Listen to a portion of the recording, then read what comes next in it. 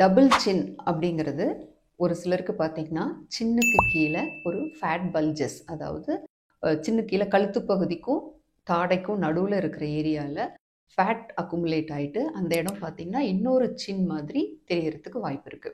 அத வந்து டபுள் சின் அப்படின்னு சொல்லுவாங்க. அதாவது சின்னுங்கிறது போன்னால அந்த தாடை எலும்புனால ஃபார்ம் ஆயிருக்கிறது.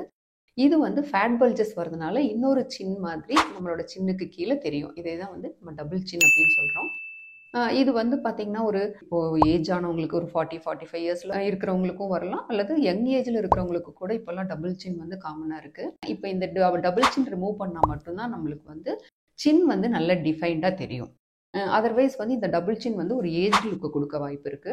இந்த டபுள் சின் நம்ம வந்து ரிமூவ் பண்றதுக்கு பார்த்தீங்கன்னா, நான் சர்ஜிக்கல் ப்ரொசீஜர்ஸ் அவைலபிளா இருக்கு. அது வந்து பார்த்தீங்கன்னா, ஃபேட்ட வந்து கரைக்கிற இன்ஜெக்ஷன்ஸ் அவைலபிளா இருக்கு. டிஆக்சிகோலிக் ஆசிட் இன்ஜெக்ஷன்னு சொல்லுவோம். இந்த ஃபேட் இன்ஜெக்ஷன்ஸை வந்து நம்ம மந்த்லி ஒன்ஸ் வந்து அந்த ஃபேட் ஸ்வெல்லிங்கில் ஒரு 3 டைம்ஸ் இல்லை அது 4 டைம்ஸ் அந்த மாதிரி அந்த ஃபேட் இருக்கிற இடத்துல மார்க் பண்ணிவிட்டு நம்ம இன்ஜெக்ட் பண்ணுறது மூலயமா அந்த ஃபேட்டை கரைக்கலாம். ஒருவேளை ரொம்ப ஃபேட் பல்ஜஸ் இருக்குது அப்படின்னா நம்ம இன்ஜெக்ஷன்ஸில் கரைக்க முடியாது. அதுக்கு வந்து சர்ஜிக்கல் ட்ரீட்மெண்ட் தேவைப்படும். எப்படி நம்ம வந்து அப்டமனில் ஃபேட் அதிகமாக இருந்ததுன்னா நம்ம லைப்போசக்ஷன் பண்ணி ஃபேட்டை ரிமூவ் பண்ணுறோமோ அதே மாதிரி டபுள் சின்னில் இருக்கிற ஃபேட்டையும் வந்து ரொம்ப இப்போ அப்டமனில் இருக்கிற ஃபேட்டை ரிமூவ் பண்ணணும்னா நல்ல பெரிய கேனுலா அதாவது சைஸஸ் கேனுலாவை வந்து நம்மளுக்கு லைப்போசக்ஷன் கேனுலா தேவைப்படும். பட் டபுள் சின்னில் இருக்கிற ஃபேட்டை ரிமூவ் பண்ணுறதுக்கு ரொம்ப ஸ்மால் சைஸ் கேனுலா தேவைப்படும்.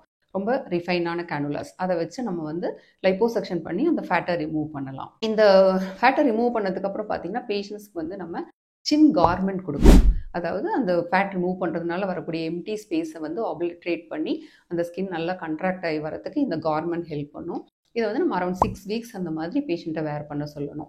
அதுக்கப்புறம் பார்த்தீங்கன்னா நம்மளுக்கு வந்து அந்த சின் வந்து நல்ல டிஃபைன்டாக அந்த ஃபேட்டெல்லாம் ரெடியூஸ் ஆகி அது வந்து ஒரு யூத்ஃபுல்லான தோற்றத்தை கொடுக்கும். தேங்க்யூ.